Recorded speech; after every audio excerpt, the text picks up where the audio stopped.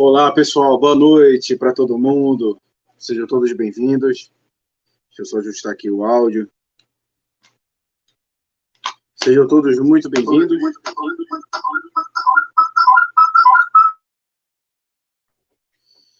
Bom, boa noite.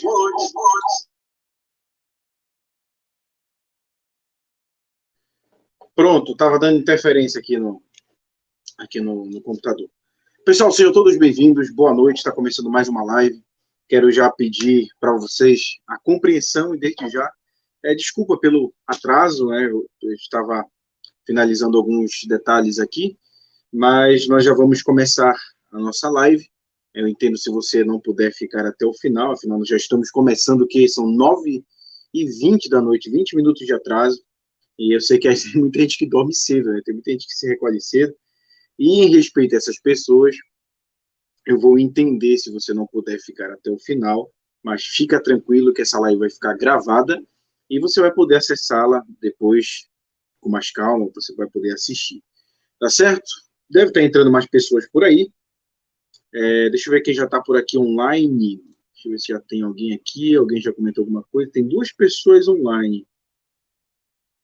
Ok. 2 pessoas online. Não sei quem são. Quero convidar você a se identificar. Dê um alô aí para a live, tá certo?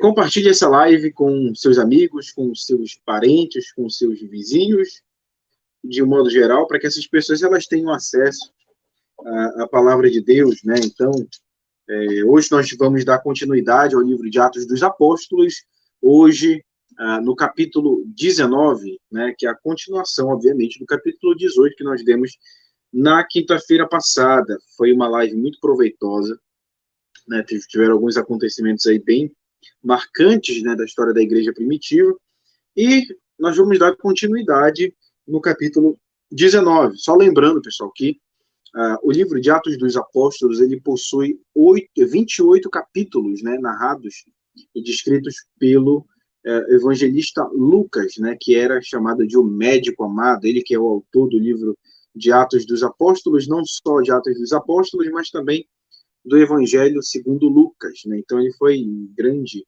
incentivador do Evangelho, ele escreveu, então ele narra os primeiros passos da igreja primitiva em 28 capítulos, e para honra e glória de Deus, nós já estamos no capítulo 19, faltam 9 capítulos, faltam 9 capítulos para nós terminarmos o livro de Atos dos Apóstolos. Tem sido uma intensa batalha de tempo, de disposição, para a gente conseguir estar aqui assistindo todas essas lives, mas se Deus quiser nós vamos terminar o livro, e você vai poder sair mais abençoado, digamos assim. Você vai sair mais robusto no conhecimento da palavra de Deus, tendo em vista que os estudos que nós realizamos aqui são estudos expositivos, né, com base, sendo fiel à hermenêutica bíblica. É sempre importante frisar que sempre quando eu vou desenvolver um estudo, nada vem da minha opinião subjetiva, né, da minha própria interpretação, não. Então, a gente tem que ter um pouco de humildade. Então, a gente olha para a Bíblia, eu consulto particularmente vários comentaristas, normal que a gente consulte, por exemplo, eu consulto a Bíblia de estudo, tenho também acesso a um comentário bíblico que comenta capítulo a capítulo, versículo a versículo, gente que é robusta, gente que é bem inteligente na questão teológica, e com auxílio desses irmãos que já tem uma bagagem tanta, a gente vai desenvolver nosso estudo. Deixa eu ver quem está por aqui. A Tainá Botelho está dizendo boa noite a todos, é minha esposa. Beijo, boa noite, meu amor. Agora a Tainá estava na correria aqui. Com as crianças eu não pude ajudar, me perdoa, mas é assim mesmo. Sempre na quinta-feira a Tainá fica meio que carreira solo aí com as crianças. Mas amém. Deixa eu ver quem está por aqui também, irmão Fernando Sampaio. Boa noite, paz. Boa noite, meu irmão. Seja bem-vindo. Fernando aqui, que sempre está marcando presença em todas as lives aqui. É uma honra tê-lo por aqui, meu irmão. Fique na paz. Tem algumas pessoas já online. Eu acho que a gente já dá para iniciar, né, em respeito a esses que já estão aqui. Afinal, a gente já está começando tarde. Sem mais delongas, quero convidar você a pegar sua Bíblia, né, sua Bíblia em formato de livro, ou em PDF, ou quem sabe está no seu celular. Não importa, o que importa é que você tenha ela aí agora para que nós possamos orar e desfrutar da palavra de Deus. Amém? Vamos orar.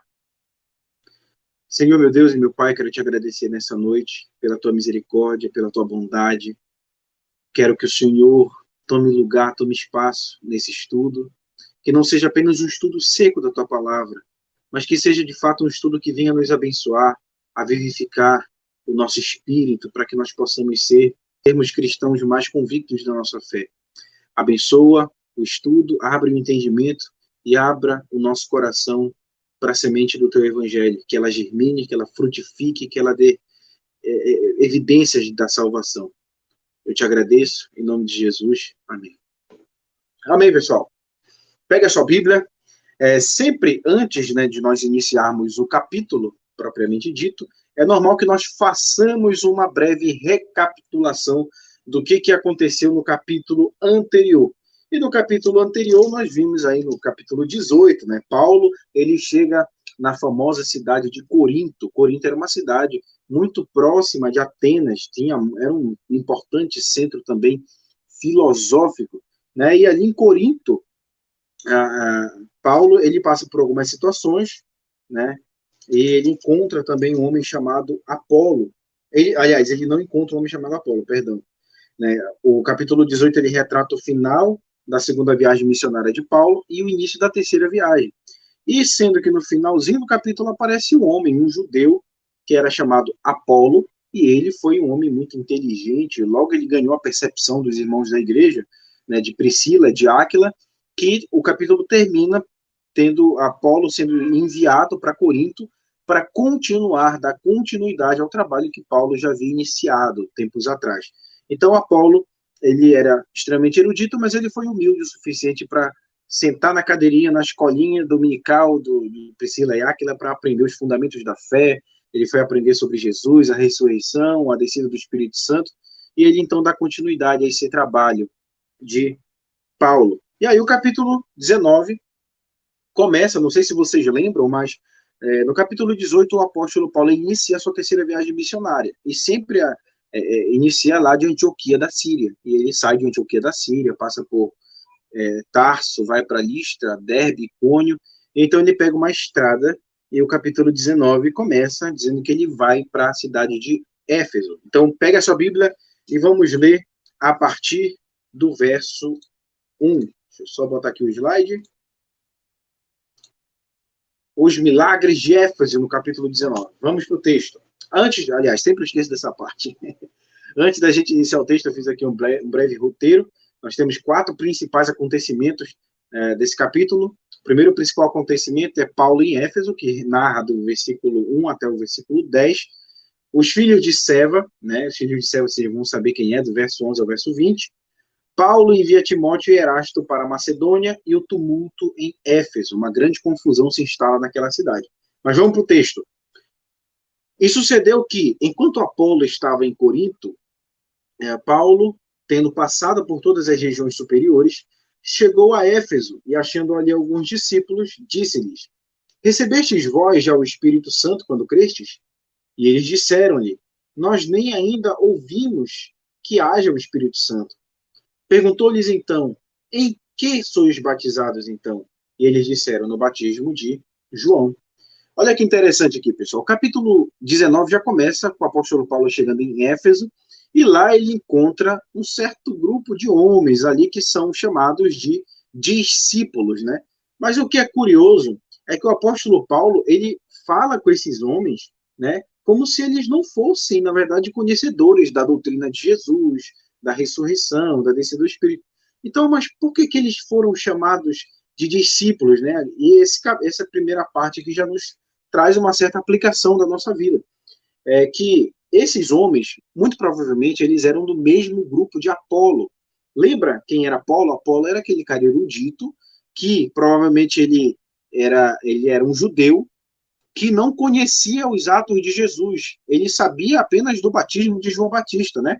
Que era o batismo do arrependimento. Então, esse Apolo, provavelmente, ele fora sair, não sei se foi ele ou foram os pais deles que saíram da Judéia muito cedo, provavelmente ele também, e ele foi ali para as outras cidades e não soube da história de Jesus. mas ele sabia da pregação do apóstolo João Batista sobre o arrependimento, né, que era preciso se arrepender. E estes homens a quem o apóstolo Paulo encontra aqui na cidade de Éfeso, provavelmente eles eram do mesmo grupo de peregrinos que saíram da Judéia e também não conheciam a respeito de Jesus, mas tinham uma fé sincera, digamos assim. Eles tentavam, do modo deles, servir a Deus. Então o apóstolo Paulo observa, muito provavelmente, que eles eram homens devotos, pregavam sobre arrependimento, sabiam que era João Batista, mas faltava ali, né, faltava ali o principal, que é o próprio Jesus Cristo, né? Então o apóstolo Paulo ele faz uma pergunta: vocês já receberam o Espírito Santo quando vocês creram? E eles disseram: nós nem ainda ouvimos que haja Espírito. Então o apóstolo Paulo ele começa com uma indagação: olha, vocês chegaram a receber o Espírito Santo? E eles disseram: a gente nem sabe o que é o Espírito Santo. Talvez eles pudessem ali ter uma certa noção do Espírito Santo pelas descrições do Velho Testamento. Mas a verdade é que eles não tinham experimentado ainda o batismo com o Espírito Santo como os apóstolos e os primeiros cristãos já haviam experimentado ali nos primeiros acontecimentos da igreja. E olha que interessante, então o apóstolo Paulo vai e pergunta para eles: em que sois batizados então? Né? E olha só, eles disseram: no batismo de João. Ou seja, aqui enfatiza que eles sabiam, né, do batismo de arrependimento de João Batista, mas eles não sabiam de Jesus Cristo. Então, olha só, muitas das vezes a gente encontra, de certa forma, na nossa caminhada, na vida, a gente encontra várias religiões com o mais variado tipo de pessoas possíveis, né? Pessoas, inclusive, sinceras, a fé que seguem, pessoas que realmente acreditam, né, na sua fé, estão ali de bom coração, de boa intenção, digamos assim, e são muito sinceras. Mas parece que falta ainda alguma coisa para que elas, de fato, sejam salvas. Então, é muito semelhante à situação inicial dos próprios apóstolos. Né? Antes deles receberem o batismo com o Espírito Santo lá no cenáculo, em Atos capítulo 2, eles eram seguidores de Jesus, mas faltava o principal, faltava ainda. E a questão é, não cabe a nós dizermos se eles eram ou não salvos antes do batismo com o Espírito Santo. A gente se atende a comentar esse tipo de coisa, mas a gente sabe que faltava ainda um certo conhecimento a mais, assim como esses homens que estavam aqui em Éfeso. E o apóstolo Paulo ele vai explicar, né? Ele vai explicar o que é, na verdade, o batismo com o Espírito Santo, né? Então eu peguei algumas imagens aí, mais ou menos como que aconteceu, né? Esse diálogo. Então Paulo encontra alguns desses discípulos, aparentemente eles ainda não criam em Jesus, não porque rejeitaram, né? Mas porque não sabiam mesmo quem era Cristo. E eles eram do mesmo grupo, provavelmente. Eu esqueci de botar aqui um provavelmente. Provavelmente eles eram do mesmo grupo de Apolo. Apolo que foi aquele erudito que depois se converteu, de fato, acreditou em Jesus e foi seu missionário lá em Corinto. Então eles receberam apenas o batismo de João Batista, que era o batismo do arrependimento, né? Quando João Batista lá, né, ele fala assim: olha, arrependei-vos, porque o reino de Deus está próximo. Então era esse o famoso batismo de arrependimento. Vamos avançar. E aí, verso 4 diz assim: mas Paulo disse: certamente João batizou com um batismo de arrependimento, dizendo ao povo que cresce no que após ele havia de vir, isto é, em Jesus Cristo. E os que ouviram foram batizados em nome do Senhor Jesus, e impondo-lhes Paulo as mãos, veio sobre eles o Espírito Santo, e falavam línguas e profetizavam. E estes eram ao todo uns 12 homens. Né? Então, olha que interessante aqui, o apóstolo Paulo, ele tem um encontro com esses homens, e ele então vai explicar no que consiste o batismo de João Batista. Né? Aparentemente, eles tinham entendido que era pro arrependimento, mas o apóstolo Paulo ele vai complementar esse entendimento dizendo: olha, o batismo que João Batista pregava, ele apontava para alguém, e esse alguém era Jesus. Lembra quando João Batista diz: eis que vem aqueles que eu não sou digno nem de desatar as sandálias dos seus pés. Então, João Batista, a pregação de João Batista consistia em apontar para um Messias, para um Salvador, né, que era o próprio Jesus. E aí aqui o apóstolo Paulo está explicando: olha, o batismo de João Batista não foi em vão, ele tinha um objetivo, e esse objetivo era para apontar para Jesus Cristo, né? E aqui a Bíblia diz, né, Lucas relata que quando eles ouviram essa pregação do apóstolo Paulo, eles creram. assim como o apóstolo já, assim como Apolo, né? Apolo sabia um pouco do batismo de João Batista, sabia até mais ou menos ali como era o início do ministério de Jesus, mas eles ainda não eram cristãos porque ainda não tinham crido da morte expiatória de Jesus, na sua ressurreição no terceiro dia e no batismo com o Espírito Santo. E olha que interessante, olha o que depois deles crerem, olha o que acontece. E os que ouviram foram batizados em nome do Senhor Jesus, né? Então, provavelmente eles se batizaram ali em água, né? Pelo nome do Senhor Jesus. E impondo-lhes Paulo as mãos, veio sobre eles o Espírito Santo e falavam em línguas e profetizaram. E estes eram ao todo uns 12 homens. Então, o que acontece aqui, né? Quando o apóstolo Paulo faz essa pregação e batiza eles em nome de Jesus, o apóstolo Paulo impõe as suas mãos sobre eles, né? Algumas pessoas podem pensar assim, nossa, Caio, será que as mãos de Paulo tinham algum certo tipo de poder, sei lá, alguma coisa diferente na mão de Paulo? Na verdade, essa parte aqui é muito semelhante ao que acontece lá em Atos, no capítulo 8, versos 16 e 17, né? Não que houvesse alguma coisa especial no ato de impor a mão, mas, na verdade, essa imposição de mãos era mais como um sinal para o próprio apóstolo Paulo. Como assim, Caio? É semelhante à experiência de Pedro e João em Samaria. Como assim? Vamos lá para o texto. Lembra? Quando a gente estudou o capítulo 8, os discípulos, a essa altura do campeonato, eles tinham apenas pregado para os judeus. Apenas os judeus tinham crido na mensagem do evangelho. Mas ainda existia um paradigma, ainda existia uma certa limitação, uma certa barreira que impedia a pregação do evangelho para os demais povos, para o povo de Samaria, para os gentios. Eles acreditavam que o evangelho tinha vindo apenas para os judeus. E então, o batismo com o Espírito Santo ele serve como um sinal cabal de que Deus também havia chamado um outro povo, ou seja, o povo samaritano e o povo gentílico, né? Então, os apóstolos João e Pedro, eles vão para lá, e olha o que diz o texto, Atos 8, 16 e 17. Porque sobre nenhum deles tinha ainda descido, mas somente eram batizados em nome do Senhor Jesus. Então lhes impuseram as mãos e receberam o Espírito Santo. Então, o ato de impor a mão, na verdade, não era que na mão dos apóstolos tinha algum tipo de, sei lá, de poder místico, né, por detrás daquilo. Não. Era para os apóstolos mesmos perceberem que aquele povo estava também sendo escolhido por Deus. Então, quando o apóstolo Paulo vai e põe suas mãos sobre esses homens, é mais um sinal para o apóstolo Paulo do que propriamente para os homens. Então, o que acontece? Eles recebem o Espírito Santo, né? Eles recebem ali o Espírito Santo de Deus, então o apóstolo Paulo confirma que, de fato, eles são eleitos e salvos ali por Deus. Vamos continuar. E entrando na sinagoga, falou ousadamente por um espaço de 3 meses, disputando e persuadindo acerca do reino de Deus.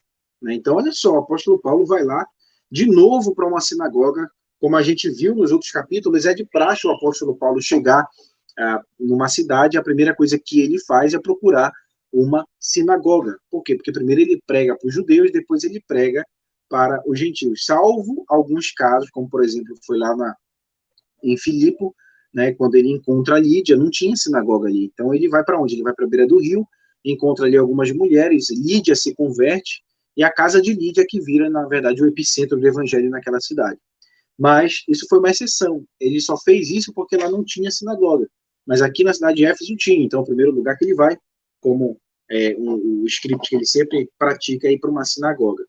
Mas, como alguns deles se endurecessem e não obedecessem, falando mal do caminho perante a multidão, retirou-se deles e separou os discípulos, disputando todos os dias na escola de um certo tirano. Então, o que acontece aqui? O apóstolo Paulo ele vai para essa sinagoga e acontece o que nós já estamos acostumados a sempre ver nos outros capítulos, né? A gente vê que uma pequena parte das sinagogas, de fato, recebem o evangelho, como foi o caso dos bereanos, né, que ele foi para aquela sinagoga, e eles foram examinar no Velho Testamento para ver se de fato o que o apóstolo Paulo estava falando acerca das profecias do Antigo Testamento fazia sentido, se era verdade. Mas eles foram uma exceção. A verdade é que a maioria das sinagogas elas rejeitavam, né, a pregação do apóstolo Paulo, e essa aqui de Éfeso foi mais uma. Então, o que acontece é que o apóstolo Paulo, vendo que esses judeus endureceram o coração e não obedeceram, eles começaram a falar mal do caminho perante a multidão. Como assim, Caio? Falar mal do caminho? Não estou entendendo. Lembra que quando, lá, acho que é Atos 9, deixa eu confirmar aqui para vocês, acho que é Atos 9, rapidinho, rapidinho, sem perder o foco. Saulo escapa dos judeus, não, conversão de Saulo. Isso, lá em Atos 9, quando o apóstolo Paulo, que ainda era chamado de Saulo, ele, na verdade, ainda respirava perseguição contra a igreja, contra aqueles que eram do caminho. Então, ou seja, o caminho, por isso que o nome da live também aqui, se vocês forem ver, a live do caminho. Mas esse caminho, ele, na verdade, arremete, ele denota ao cristianismo. Naquela época, quando os pagãos, os gentios queriam se referir ao povo de Deus, aos cristãos, eles muitas das vezes chamavam o pessoal do caminho, né? Porque Jesus diz, eu sou a verdade, eu sou o caminho e eu sou a vida. Então isso, de certa forma, se popularizou na época e eles passaram a ser, então, conhecidos como o pessoal do caminho, o povo do caminho. Então, quando vocês verem na Bíblia, principalmente em Atos, esse termo, aqueles que eram do caminho, começaram a perseguir o caminho, é perseguir o povo de Deus, o cristianismo, os cristãos do primeiro século. Então, vamos para o texto. Né? E falando mal do caminho, ou seja, falando mal do povo de Deus, do evangelho, do cristianismo, perante a multidão, retirou-se deles. Quem se retirou? O apóstolo Paulo. E separou os discípulos, disputando todos os dias na escola de um certo tirano. Como assim, cara? Que negócio é esse de certo tirano? O que ele está querendo dizer aqui que eu não estou entendendo? A verdade é que quando o apóstolo Paulo começa a pregar, esses judeus, eles começam a se levantar contra essa pregação de Paulo. Então, Paulo ele não tem outra alternativa a não ser sair da sinagoga e tentar uma outra estratégia, tentar pregar em outro lugar. Né? Então, ele vai para um lugar chamado a Escola de Tirano. Essa Escola de Tirano, ela, na verdade, era um centro filosófico desse homem, que nós não temos muitos detalhes, né, que é chamado Tirano. Só que essa escola, esse centro filosófico, ele tinha horário de funcionamento, né? Então, deixa eu só ver qual é o horário que eu acabei esquecendo aqui. Parece que funcionava de 10 às 14 horas. De 11 às 14, às 16 horas, perdão. De 11 até às 4 da tarde. Então, o apóstolo Paulo ele fazia essas pregações nesse intervalo de tempo, porque antes das 11 a escola funcionava, e depois das 4 também ela funcionava. Então, o único horário vago que o apóstolo Paulo tinha era entre 11 e as 4 da tarde. Então, ele começa a pregar, começa a ensinar ali aqueles que tinham interesse, os cristãos, os judeus e os gregos daquela época.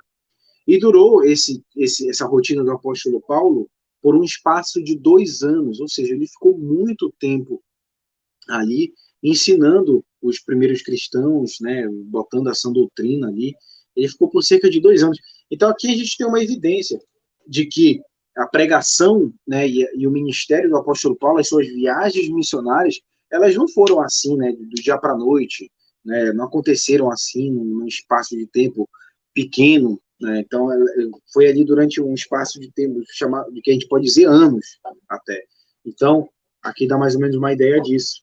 E de tal maneira que todos os que habitavam na Ásia ouviram a palavra do Senhor Jesus, assim como judeus, assim como gregos.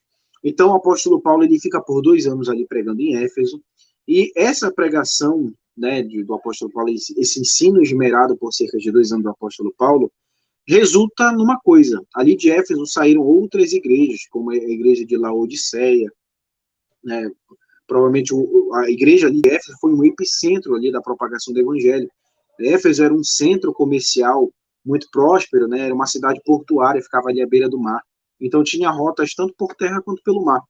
E ali Éfeso, né, foi um epicentro, outras igrejas se originaram a partir de Éfeso por causa da pregação do apóstolo Paulo ali por cerca de 2 anos. Né? Então vamos avançar aqui o slide.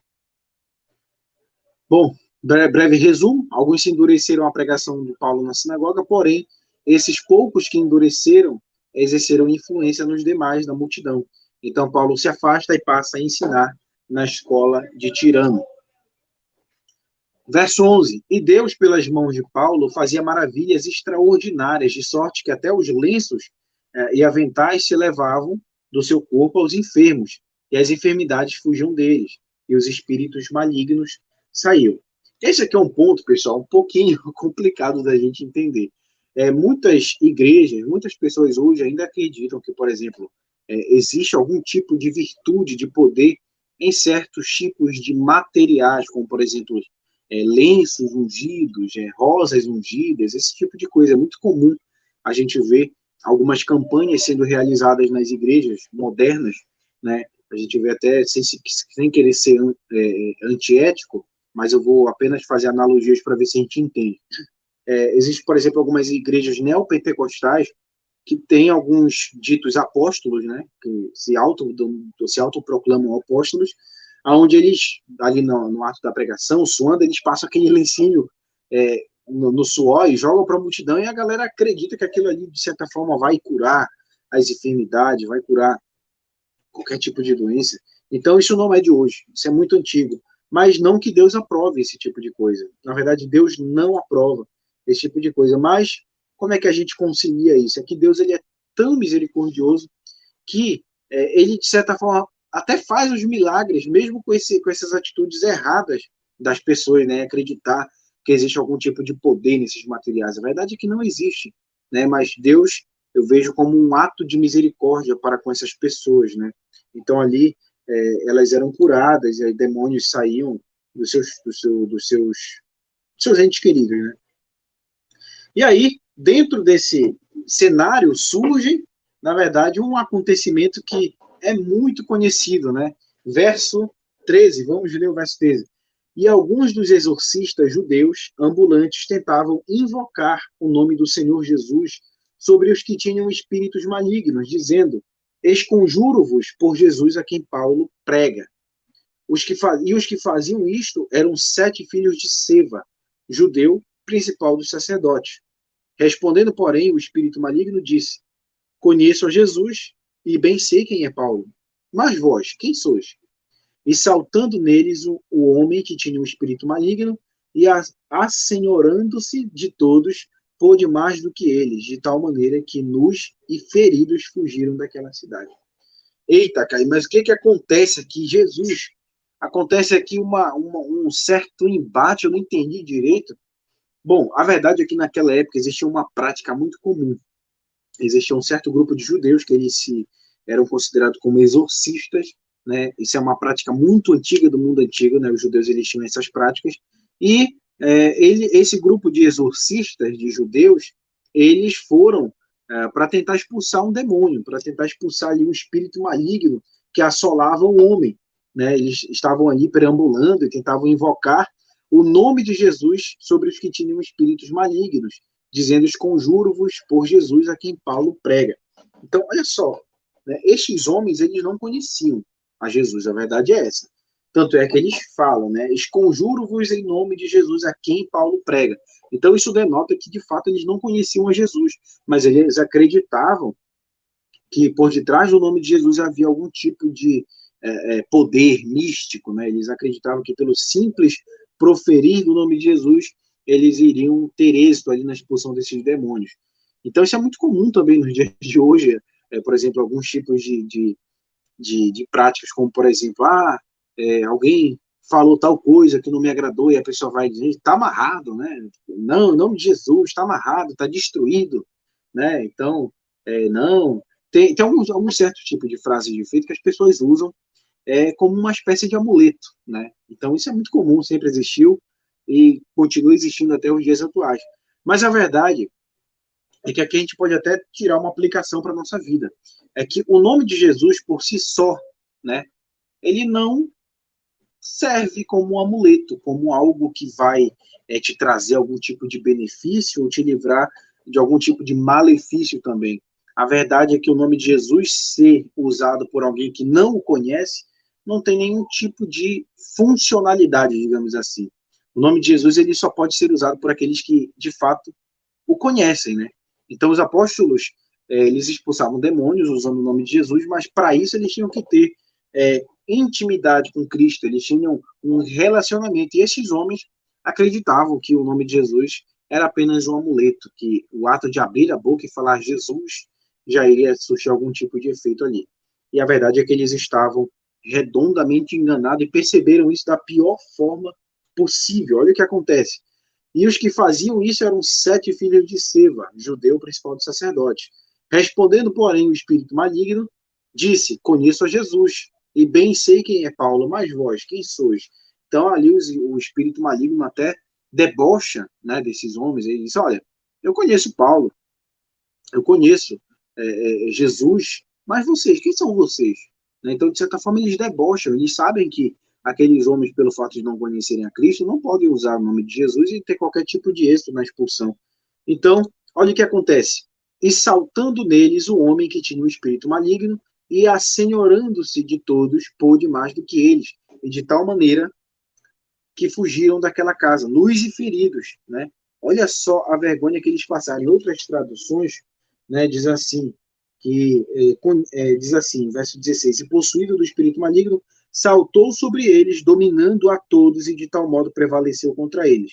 Ou seja, pessoal, em outras palavras, eles tomaram uma verdadeira surra dos demônios. Eles apanharam ali, de modo que eles saíram correndo nus, né, sem roupa e feridos. Olha a vergonha. Saíram humilhados, né?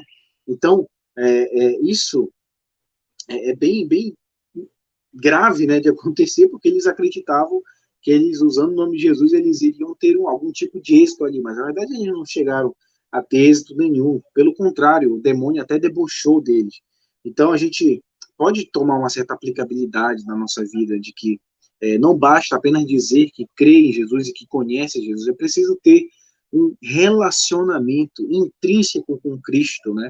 E esse relacionamento, ele acontece no dia a dia, quando a gente anda, quando a gente ora, quando a gente lê a Bíblia, né? Então, é impossível uma pessoa dizer que crê e tem um tipo de intimidade, relacionamento com Jesus, se ela não busca conhecê-lo, se ela não busca orar, se ela não busca ler a palavra. Então, é antagônico, né, dizer que conhece a Cristo, mas não pratica e não faz a sua vontade também. Então, hoje a gente tem uma grande massa de pessoas religiosas que dizem crer em Jesus, mas que de fato estão tão longe quanto esses que eram os filhos de Seva, né? Que tomaram uma pisa ali dos demônios. Então, vamos avançar aqui o slide. Aqui eu botei um slide para tentar exemplificar, né, o que aconteceu ali. Os filhos de Seva usaram o nome de Jesus como um amuleto para expulsar os demônios. Mas a verdade é que eles não conheciam Jesus verdadeiramente, e os demônios debocham deles e os espancam. Então, eles levaram ali uma verdadeira surra desses demônios. E olha o que aconteceu, né? É lógico que isso ficou notório. E foi isto notório a todos os que habitavam em Éfeso, tanto judeus como gregos. E caiu o temor sobre todos eles, e o nome do Senhor Jesus era engrandecido. Olha só, mesmo diante de uma situação como essa, né, de demônio bater nesses homens, o nome de Jesus foi engrandecido. É curioso, né? E muitos dos que tinham crido vinham confessando e publicando seus feitos. Também muitos dos que seguiam as artes mágicas trouxeram os seus livros e os queimaram na presença de todos. E, feita a conta do seu preço, acharam que montava a 50.000 peças de prata. Pessoal, olha que interessante. Né? A gente vê que um ato como esse, né, uma situação como essa, um tanto quanto constrangedora e ali complicada, né, desses demônios batendo nesses homens, mas isso Deus usou para engrandecer o seu nome. Fato é que depois desse episódio, as pessoas que assistiram isso se ficaram cheias de temor, elas ficaram com medo, né, do que tinha acontecido ali. E o que acontece? Essa notícia, né, dessa pisa que esses homens levaram se espalhou por Éfeso. Então as pessoas, inclusive até mesmo aqueles que tinham crido, eles vieram com o coração temeroso e começam a confessar os seus pecados, começam a abandonar as suas práticas pagãs. Lucas diz assim, muitos dos que tinham crido vinham confessando e publicando seus feitos. Também muitos dos que os seguiam as artes mágicas trouxeram os seus livros e os queimaram na presença de todos, e feita a conta do seu preço, acharam que montava cerca de 50.000 peças de prata. Pessoal, 50.000 peças de prata naquela época representava uma quantidade de dinheiro muito alta, podemos dizer até na casa dos milhões, né? Então eles começam a jogar fora os seus livros mágicos, começam a jogar fora as suas esculturas, ali as suas práticas pagãs, né? O medo gera na população de Éfeso uma atitude de abandono dessas práticas pagãs e é, uma verdadeira atitude de arrependimento e de conversão diante do evangelho. Então, pela quantidade de dinheiro que estava sendo jogado ali, era uma grande quantidade de pessoas ali abandonando, né, suas práticas, os seus ritos pagãos para viver a prática do evangelho. E olha o que acontece. Acontece um tumulto em Éfeso. Como assim, cara? Um tumulto em Éfeso? A verdade é que isso gera uma grande contenda, uma grande confusão naquela cidade. Por quê? Vamos aprender aqui no slide o que acontece. Vamos para o texto. Verso 23 diz assim: E naquele mesmo tempo houve um não pequeno alvoroço acerca do caminho. Ou seja, ele está dizendo aqui que naquela época houve uma grande, né, manifestação, uma grande confusão acerca da pregação do evangelho, acerca dos cristãos, né, porque um certo ourives da prata, por nome Demétrio, que fazia da prata nichos de Diana, dava não pouco lucro aos artífices, aos quais havendo-os ajuntado com os oficiais de obras semelhantes, disse: Senhores, vós bem sabeis que desde o ofício temos a nossa prosperidade.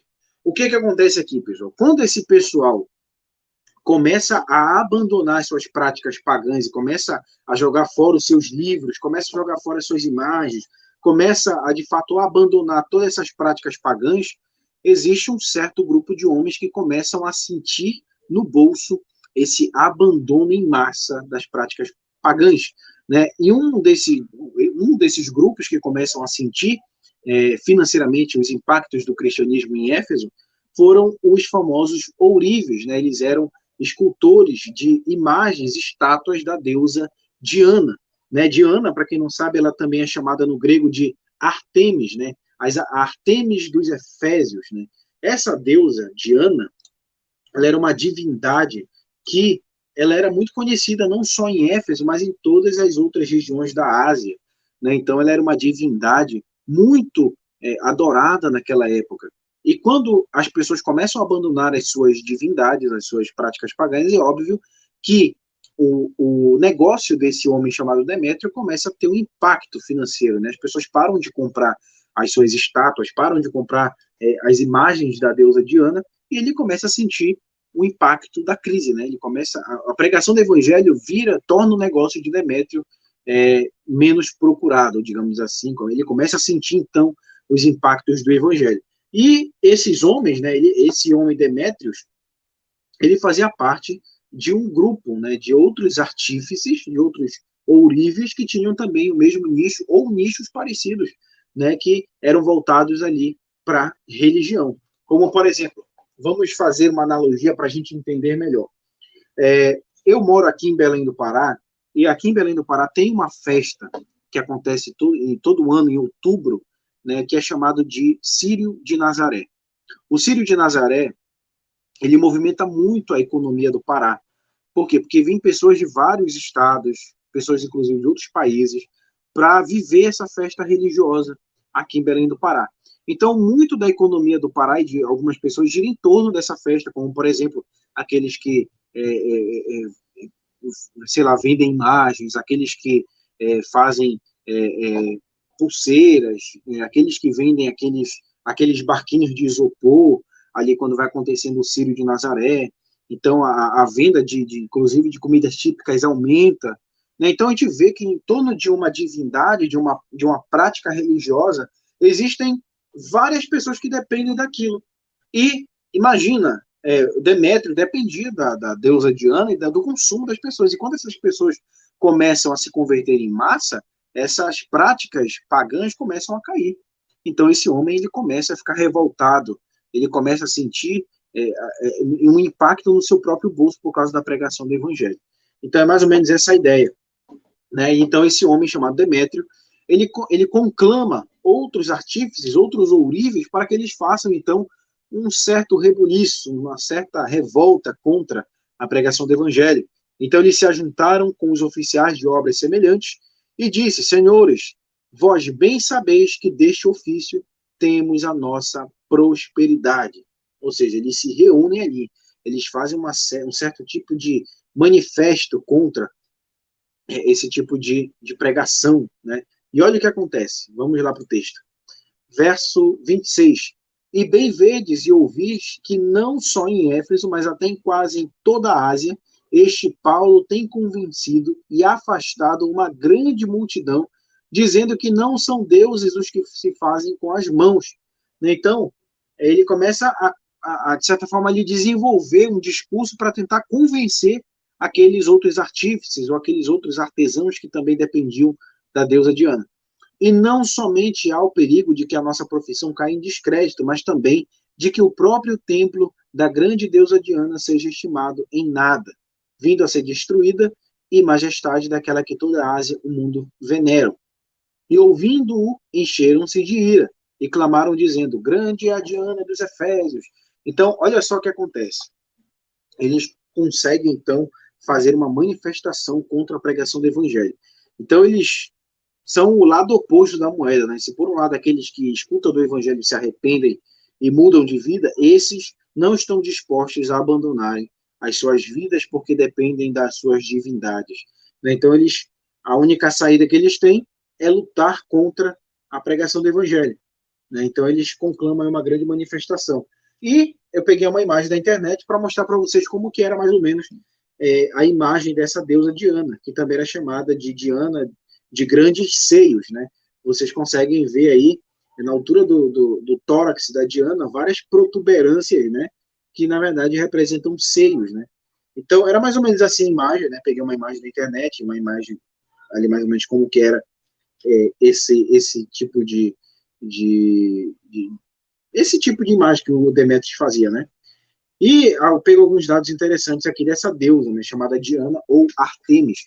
Ela era a principal divindade de Éfeso. O que acontece? Naquela época, muitos anos atrás, um meteorito provavelmente caiu na cidade de Éfeso. Eles entenderam que esse meteorito fora enviado por uma outra divindade chamada Júpiter e que esse meteorito representava Diana. Então, naquela época, Éfeso virou um grande centro cultural da deusa Diana. Então, muito da economia da cidade girava em torno dela, né, dessa divindade chamada Diana. Demétrios era ourive e ele convoca a sociedade de ourives para medidas contra o evangelho. Então, antes da gente terminar, vamos fazer algumas aplicações. É curioso a gente perceber que quando o evangelho ele entra na vida de uma pessoa ou de uma determinada sociedade ou nação, não dá para continuar do mesmo jeito que está. O evangelho ele exige mudanças radicais. A verdade é essa. Então, se você ouve por aí que o evangelho é tranquilo, é fácil, não é fácil. Né? Não é fácil porque a gente tem que todo tempo lutar contra a nossa vontade, contra aquilo que nós talvez acreditávamos numa vida toda. E o evangelho ele não tenta, de certa forma, inibir a sua mensagem como um todo apenas para agradar a cultura, apenas para agradar uma certa região, um certo grupo de indivíduos. Né? Então a gente vê que hoje nós estamos um pouquinho longe dessas práticas do primeiro século da igreja. Né? A gente o tempo todo vê algumas igrejas tentando implementar métodos e certos tipos de práticas apenas para agradar a sociedade, para agradar a cultura, para fazer com que as pessoas olhem para dentro das igrejas e pensem, olha como eles são normais, olha como eles são sociáveis, mas a verdade é que Jesus diz que ele não veio trazer a paz, mas a espada, né? Então, quando ele diz a espada, não é que ele vai incentivar a briga entre pessoas, mas é que ele diz assim, olha, o fato de vocês crerem em mim, isso gera uma divisão natural entre vocês e até mesmo da sua família, né? Então, a gente vê que para o evangelho ser pregado, ele não tem que ser adaptado à cultura. A gente pode sim utilizar da cultura para pregar o evangelho, mas a gente tem que pregar ele como ele é, independente se vai agradar ou não, se vai desestabilizar ou não certo tipo de prática daquela população ou daquela cidade. Né? Então, o evangelho ele nos convoca, ele nos faz um convite a rompermos com certo tipo de práticas que não condizem com as escrituras. Né? E romper com esses tipos de práticas também, inclusive, pode até impactar na nossa questão financeira. Talvez algumas pessoas que ganham dinheiro de forma errada, de forma ilícita, quando creem no evangelho, elas naturalmente tem que deixar essas práticas, né? Então não tem como conciliar o evangelho com uma vida errada, mesmo que essa prática te gere algum tipo de renda, ou seja, o sustento da sua família. Inevitavelmente, a gente tem que fazer uma decisão, ou o evangelho, ou as nossas próprias escolhas. E Demétrio, ele escolheu o seu próprio umbigo, né? Então a gente pode ver que depois da pregação do apóstolo Paulo, há ali, né, na cidade de Éfeso, uma grande confusão, e a confusão se espalhou pela cidade, continuando no verso 29. E todos juntos foram correndo para o teatro, arrastando consigo os macedônios Gaio e Aristarco, companheiros de Paulo. Quando Paulo quis apresentar-se ao povo, os discípulos não permitiram. Também algumas autoridades da província, que eram amigos de Paulo, mandaram um recado pedindo que ele não se arriscasse indo ao teatro. Uns, pois, gritavam de uma forma, outros de outra, porque a assembleia tinha virado uma confusão e, na sua maior parte, nem sabiam por que motivo estavam reunidos. Então tiraram Alexandre do meio da multidão e os judeus o empurraram para a frente. Este, acenando com a mão, queria falar ao povo. Quando, porém, reconheceram que ele era judeu, todos a uma voz gritaram durante quase 2 horas: Grande a Diana dos Efésios! Então a gente vê que essa confusão em torno da pregação do evangelho, ela generaliza, né, a ponto de chamar a atenção até mesmo das autoridades ali na cidade de Éfeso. Então, o escrivão da cidade, tendo apaziguado o povo, disse: Senhores Efésios, quem não sabe que a cidade de Éfeso é guardiã do templo da grande Diana e da imagem que caiu do céu? Aqui ele se refere àquele meteorito que eu havia dito para vocês. Ora, não podendo isto ser contestado, convém que vocês se mantenham calmos e não façam nada de forma precipitada. Então ele começa ali, de certa forma, a apaziguar os ânimos e diz assim: olha, pessoal, calma, vamos calma, não vão fazer besteira. Porque estes homens que vocês trouxeram para cá não profanaram o templo, nem blasfemaram contra a nossa deusa. Portanto, se Demétrio e os artífices que o acompanham têm alguma queixa contra alguém, saibam que existem os tribunais e os procônsules que se acusem uns aos outros ali. Mas se vocês estão pleiteando alguma outra coisa, isso será decidido em assembleia regular, porque também corremos o risco de sermos hoje acusados de revolta, não havendo motivo algum para que possamos alegar para justificar este ajuntamento. E, havendo dito isto, dissolveu a Assembleia. Então, o capítulo 20 ele termina nesse contexto, né? A confusão ela se generaliza a ponto do escrivão ter que apaziguar ali os ânimos, né? Então, o capítulo 19 termina com essa grande confusão, com esse grande, né, com essa grande controvérsia que há ali na cidade de Éfeso. A gente pode tirar algumas aplicações do estudo desse livro de hoje, desse capítulo, e dizer assim que, só reiterando, né, o evangelho ele exige mudanças. Sem demagogia, o evangelho exige mudança de vida. Né? Então, é muito comum nós vermos algumas práticas religiosas que não condizem, né, com o evangelho. Então, não vamos aqui apenas tacar pedra em um determinado tipo de religião, quando algumas coisas erradas entram até mesmo no meio evangélico. Né? Então, antigamente era muito comum as pessoas dizerem: porque é errado, por exemplo, os católicos adorarem imagem, não há fundamentação bíblica para isso, né? Na verdade, Deus desaprova, mesmo que haja uma boa intencionalidade, uma certa didática por detrás dessa prática, mas a verdade é que Deus desaprova esse tipo de prática, né? Então, os evangélicos, eles batiam muito nessa tecla, e hoje a gente vê as mesmas práticas semelhantes entrando no arraial da igreja evangélica atual, como, por exemplo, botar ali uma marca da aliança, uma rosa ungida, um corredor do sal grosso, esse tipo, né, que a gente chama de sincretismo religioso, que é quando você pega algumas práticas de outras religiões e tenta meio que dar uma incrementada ali no evangelho. Então, o evangelho ele exige mudança. Ponto. O evangelho ele não é feito por aquilo que nós opinamos, mas ele é feito por aquilo que está escrito. Né? Então, o cristão ele não pode subjugar a Bíblia de acordo com as suas vontades, mas são as suas vontades que devem se submeter às Sagradas Escrituras. Isso dói, isso dá desconforto, isso muitas das vezes quebra um paradigma, uma crença que nós acreditamos talvez a vida inteira. Né? O que você acha? Você vai pregar, por exemplo, para uma senhora que talvez teve ali um terreiro de candomblé durante 30 anos da sua vida e você vai dizer que aquilo é errado? Você acha o quê? Que ela vai te agradecer, que ela vai te abraçar e te dizer, olha, querido, muito obrigado por você ter destruído com 30 anos da minha crença. Lógico que não, pessoal. É lógico que não. Claro que nós vamos pregar essa mensagem, pregar esse evangelho de forma muito respeitosa, mas falando a verdade. A verdade, ela de forma nenhuma tem que ser reprimida apenas para sermos bem aceitos numa sociedade, ou na nossa família, ou no nosso ciclo de amizade. Isso, infelizmente, é tratado como intolerância nos dias atuais, porque nós vemos hoje num paradigma ideológico terrível, não se pode absolutamente expressar nenhum tipo de opinião sem que uma pessoa não se ofenda, né? Então, não podemos cair nesse erro de entrar, né, nessa questão de, não vou pregar o evangelho porque eu estarei sendo politicamente incorreto. A gente vai ter que fazer uma decisão. Ou a gente é cristão, ou a gente é politicamente correto. O cerco está se fechando e cada vez mais a gente precisa se posicionar em relação à verdade do Evangelho. Eu tenho certeza que se o apóstolo Paulo estivesse hoje em nosso meio, ele estaria certamente muito indignado com coisas que estão acontecendo no meio evangélico, no meio do povo que se diz cristão.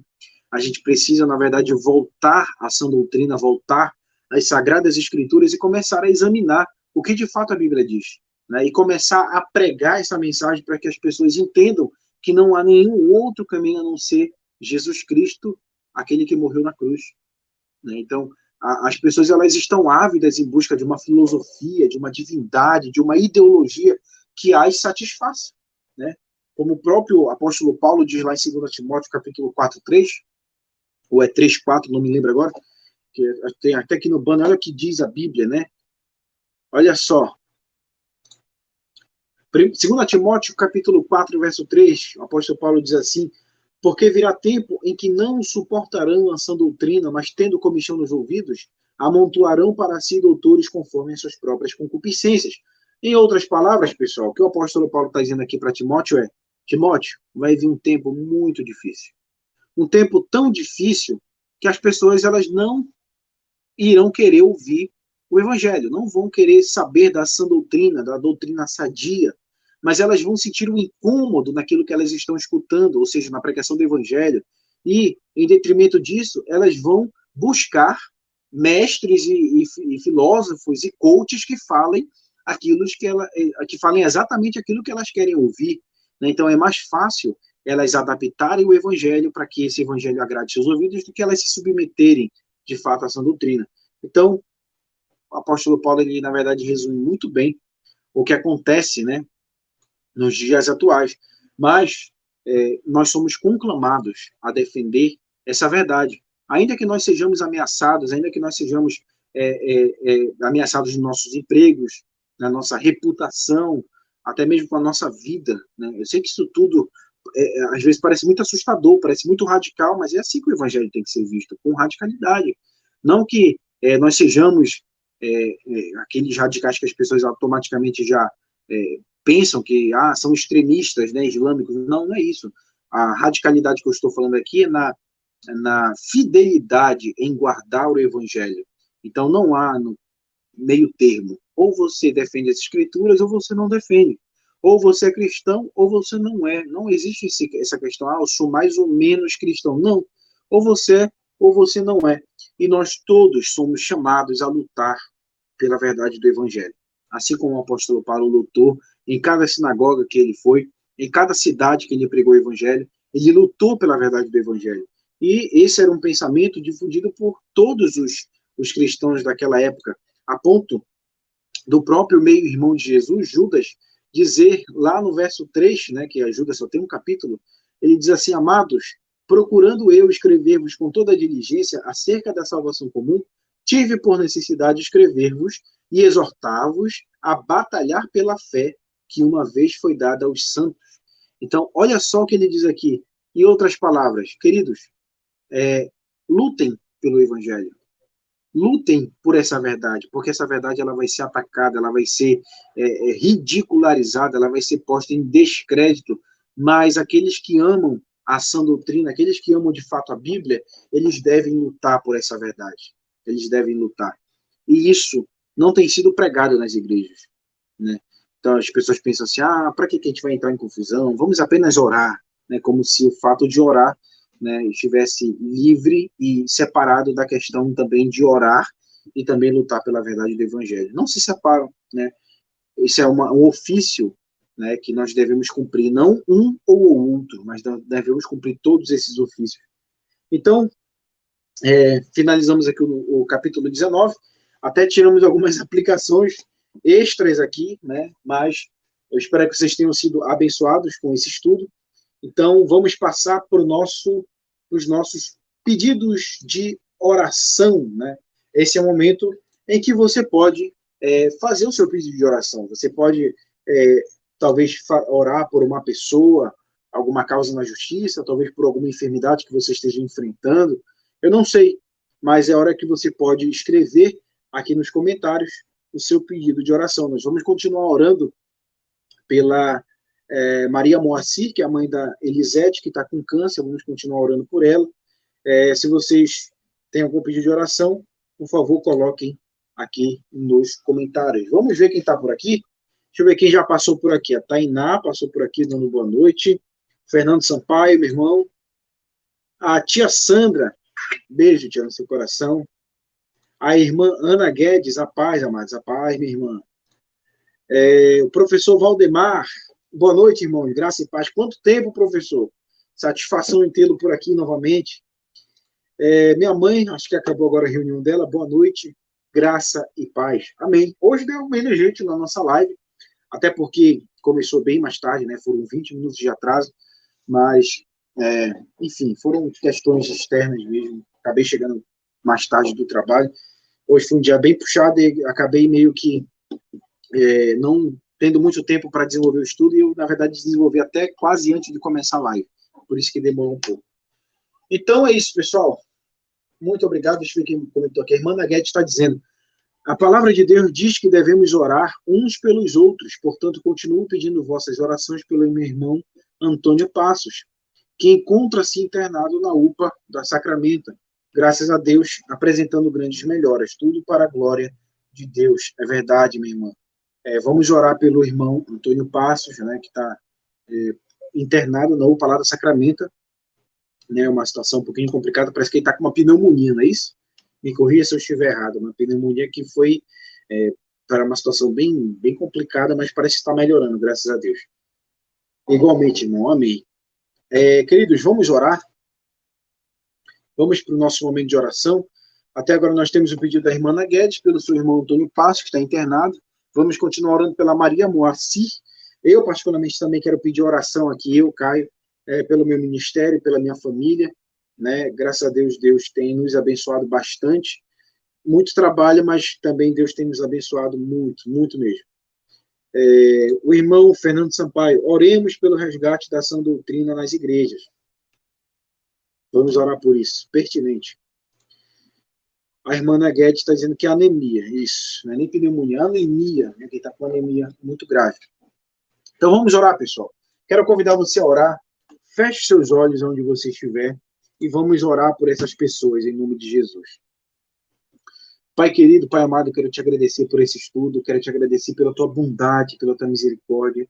Senhor, nós estamos aqui reunidos como igreja, nós continuamos orando, né, pelas causas que nós temos apresentado durante essas semanas ao Senhor, como, por exemplo, o caso da Maria Moacir, que está com câncer, né, e toda a sua família está aflita e sofre por conta disso.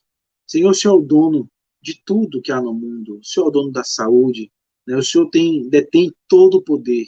Com uma única palavra, o Senhor pode curar toda e qualquer enfermidade. Nós cremos nisso, mas nós também cremos na tua soberania, na tua vontade que é perfeita, que é agradável, que está acima da nossa, mesmo quando a gente não entende.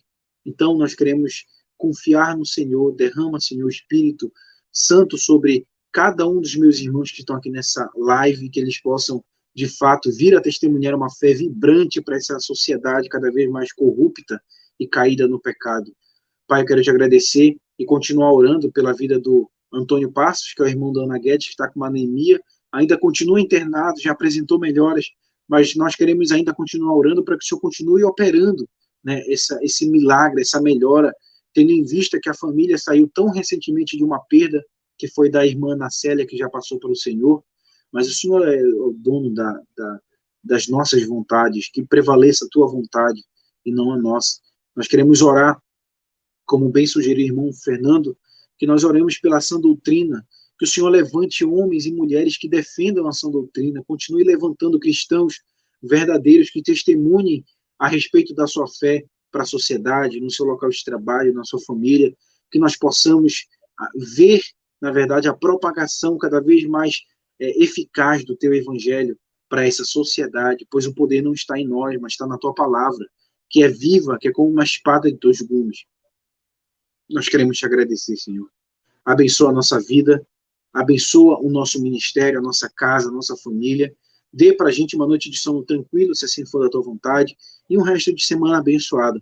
Nós queremos te agradecer e desde já entregar todos os pedidos de oração, né, que foram apresentados aqui. Eu oro também pelo meu ministério, pela minha família, que o Senhor continue me fortalecendo para pregar esse estudo, para pregar o teu evangelho, que o Senhor possa me usar cada vez mais, mesmo sendo um pecador, mesmo sendo um pobre miserável que sou, né, com as minhas limitações, mas o Senhor é grande, o Senhor é poderoso para fazer da minha vida o que o Senhor quiser. Eu sou apenas um instrumento e o Senhor é quem dirige as nossas vidas. Eu quero te agradecer em nome de Jesus, que assim seja. Amém. Amém, pessoal. Muito obrigado por vocês terem ficado até o final. Eu sempre faço aqui, na verdade, esse próximo passo, apesar de vocês, eu não sei, acho que eu explico bem, não tem dúvidas, mas vamos dar mais uma chance. Se vocês têm algum tipo de pergunta, né, algum tipo de questionamento a respeito do estudo, é hora que você pode comentar aqui, ou talvez você queira fazer uma aplicação, uma explanação, que talvez eu tenha podido aqui citar, mas não citei. Então é o momento de você botar a sua opinião, talvez fazer uma pergunta, quem sabe, né? Vou dar esse tempinho para vocês, caso alguém tenha pergunta. E antes de finalizar, eu queria dar alguns avisos aqui para vocês, né? As lives, elas acontecem todas as quintas-feiras, né? Exatamente às 9 horas da noite, mas só reiterando que hoje começou mais tarde por motivo de força maior. Eu fiquei quase até o finalzinho do segundo tempo editando aqui os slides, né? Por causa do tempo mesmo que está bem corrido no trabalho, mas graças a Deus, Deus tem me dado graça para a gente continuar nessa peleja do estudo do livro de Atos dos Apóstolos. E eu quero animar vocês que a gente está quase, mais ou menos, né? Faltam apenas 8 capítulos para nós finalizarmos o livro de Atos dos Apóstolos, para honra e glória do Senhor Jesus. Nós já estudamos aí 19 capítulos, 19 semanas, né? Estudando capítulo a capítulo, versículo a versículo, sendo fiel ao contexto histórico, né? Sendo fiel à hermenêutica bíblica saudável, né? Então é importante que nós continuemos desenvolvendo esse trabalho, e já quero dar uma prévia aqui, né? Esse trabalho ele não vai parar por aqui. Eu tenho uma ambição, tenho um sonho de fazer a palavra de Deus conhecida, mesmo com o pouco que eu posso fazer. Eu sei que semana a semana é um pouco cansativo, né? Às vezes a gente demora muito para terminar um livro, mas o importante é que tudo isso vai ficar gravado, tudo isso vai ficar nesse acervo aqui do Facebook. Eu pretendo também salvar esses vídeos e montar e compilar, talvez, em nuvem, né, para que você também possa compartilhar com outras pessoas. Então, para honra e glória do Senhor, nós vamos terminar o livro de Atos, e logo depois nós vamos entrar já na mesma pegada, já pegar outro livro da Bíblia, para nós continuarmos a fazer essa série de exposições, né, para que nós possamos, então, compreender melhor o Evangelho do nosso Senhor Jesus Cristo. Amém? Pessoal, visto que não tem nenhuma pergunta, nenhum questionamento, vamos finalizar a nossa live. Quero finalizar agradecendo você que ficou até o final. Hoje deu menos gente, claro, estão todos perdoados, porque começou mais tarde, mas eu sei que tem gente que assiste depois, então essa live vai ficar gravada aqui no Facebook. Se você quiser compartilhar com outras pessoas, fique à vontade para fazer isso. Opa, olha aqui, saiu uma pergunta, ou um questionamento aqui. O irmão Fernando Sampaio está dizendo: os terríveis desvios doutrinários das neopentecostais e as flagrantes desonestidades de muitos dos seus pregadores podem nos fazer que os milagres são reais e procedem do Senhor? Não entendi muito bem, irmão, a pergunta. Deixa eu tentar ler de novo. Os terríveis doutrinários dos neopentecostais e as flagrantes desonestidades de muitos dos seus pregadores podem nos fazer crer que os milagres são reais e procedem do Senhor? Bom, vamos lá. Essa questão de milagres é muito relativa, pessoal. Por quê? Vamos pegar uma frase emblemática de um reformador, o principal reformador da Reforma Protestante foi Martinho Lutero. Né? Ele teve uma frase que ficou muito conhecida dele, que diz assim, né, que todo o ensino, toda a doutrina que rejeite a sã doutrina, que rejeite as escrituras, né, todo ensino deve ser rejeitado. Né? Todo ensino que se contrapõe às escrituras deve ser rejeitado, ainda que faça chover milagres todos os dias. Por que ele disse isso? Porque milagre não é fator decisivo para que nós pensemos que Deus está ali naquele meio. Vou dar um exemplo para vocês. Lá no livro de Apocalipse, propriamente Apocalipse 13, nós vemos ali uma visão de que o apóstolo João teve sobre duas bestas, uma que emerge da terra e uma que emerge do mar. Né? E o anticristo, né, que detém o poder do diabo, ele vai fazer alguns prodígios, alguns milagres e maravilhas, de modo que ele vai fazer até mesmo fogo descer do céu. Então, milagre por milagre não representa, não quer dizer que Deus esteja ali. Né? A gente sabe que até mesmo o anticristo ele vai ter poder para fazer milagre. Né? Então, saibam que, eu vou ali naquela igreja porque está tendo revelação, porque está tendo milagre. Muito cuidado com isso. Eu não estou aqui dizendo que Deus não opere milagres nos nossos dias atuais. Ele opera, ele é Deus para fazer milagre. Mas não é todo local que apresenta um milagre que nós vamos para lá e já crendo que Deus está ali. Então, já que os milagres eles são relativos, qual é o parâmetro que nós vamos utilizar para saber se Deus está lá ou não? Se essa igreja, se esse lugar é fiel às Sagradas Escrituras, né? Tendo em vista que se aquele pregador, ele mesmo fazendo milagre, mas ele contrapõe ali uma doutrina bíblica, ele não é de Deus. Mesmo que ele faça milagres, ele não é de Deus, ele é do diabo, com todas as letras maiúsculas. Então, é importante que nós tenhamos esse filtro, né, essa sabedoria de saber analisar ministérios e milagres. Né? Então, por isso que muita gente é levada por vento de doutrina. Né? Então, também há muita falcatrua também nesse meio neopentecostal. Né? Eu quero até tomar um pouco de cuidado com as palavras, porque eu sei que tem gente que talvez acompanhe aqui, que talvez faça parte de uma igreja como essa. Mas eu não quero de forma alguma desrespeitar essas pessoas, mas tentar de certa forma, dá um toque, abre o seu olho para onde você está indo, qual a igreja que você frequenta, faça como os bereanos, né? Analise as pregações, os milagres, né? Os ministérios baseados na sã doutrina. A sã doutrina é o crivo de todo ministério. Se aquela pregação, aquele milagre não estiver em acordo com as escrituras, então a gente deve rejeitar sem medo nenhum. Eu vou contar para vocês uma experiência que eu tive quando eu era mais novo, acho que eu tinha uns 20, 21 anos, eu fazia parte de uma igreja que uma vez levou lá um tal de um pregador que tinha aí um dom de cura, segundo ele, né? E ele fazia nascer dente de ouro nas pessoas, né? Ele de certa forma, ele jogava as pessoas no chão e as pessoas ali diziam que estavam sendo curadas de esporão calcâneo, de dor no braço, na cabeça, dor na coluna, sarou e tudo mais. E as pessoas estavam ali ávidas, estavam ali extremamente atônitas e achando que tudo aquilo era de Deus. E eu era ainda bem leigo naquela época, mas o Espírito Santo testificou no meu coração. Comecei a olhar aquilo com um certo incômodo, sabe? Para mim aquilo começou a soar como um teatro, como uma armação. Só que eu não falei até então para ninguém, porque até então eu tinha aquele temor, não, eu posso estar errado, eu vou estar falando contra um homem de Deus, então tinha aquele certo receio, mas a verdade é que aquilo não estava me convencendo. Então eu lembrei da passagem que diz, olha, provem os espíritos se eles são de Deus ou não. Eu lembrei disso, e eu fiz uma prova. Eu falei assim, só em oração, Senhor, se este homem ele for de fato de Deus, ele for de ti, né? Então que ele faça aquele irmãozinho ali que está na cadeira de roda andar, já que os milagres eles estão sendo aí divulgados à torta e direito. A verdade é que ele não fez esse milagre, e poucos meses depois eu descobri que, na verdade, ele é um grande charlatão, né? Então, não se enganem, tem muito charlatão dentro das igrejas, arrogando para si uma certa santidade, mas que, na verdade, está apenas por causa de dinheiro, né? Assim como Demétrio, assim como Simão, o mago.